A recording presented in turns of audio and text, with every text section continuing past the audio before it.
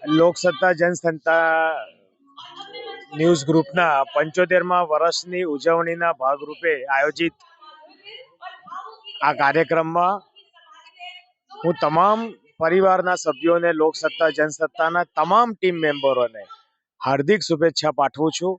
અને આ 75 વર્ષની જર્ની એ કંઈ નાની જર્ની નથી. આજે ન્યૂઝપેપરમાં અને અખબારી તંત્રમાં 75 વર્ષ પૂરા કરવા એ એક પોતે જ એક બહુ મોટી સિદ્ધિ છે.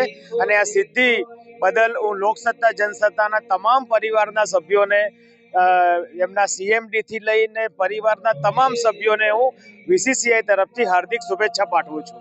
આ બહુ કહીએ ને અલભ્ય અને અપ્રાપ્ય સંજોગ છે કે જે વડોદરા જ્યારે સંસ્કારી નગરી તરીકે જ્યારે વડોદરા ઓળખાય છે અને એ સંસ્કારી નગરીમાં લોકસત્તા જનસત્તા સમૂહ દ્વારા જ્યારે પદ્મશ્રી એવા ડૉક્ટર કુમાર વિશ્વાસને જ્યારે બોલાવવામાં આવે છે અને વડોદરા શહેર એ સાહિત્ય પ્રેમીઓનું શહેર છે અને એમાં એક સાહિત્ય અને કવિ હૃદય વ્યક્તિ જ્યારે શ્યામજીના ઉપર પોતાનું વ્યક્તિત્વ વર્ણન કરશે ત્યારે મને લાગે છે કે સમગ્ર વડોદરા આજે શ્યામમય બની જશે.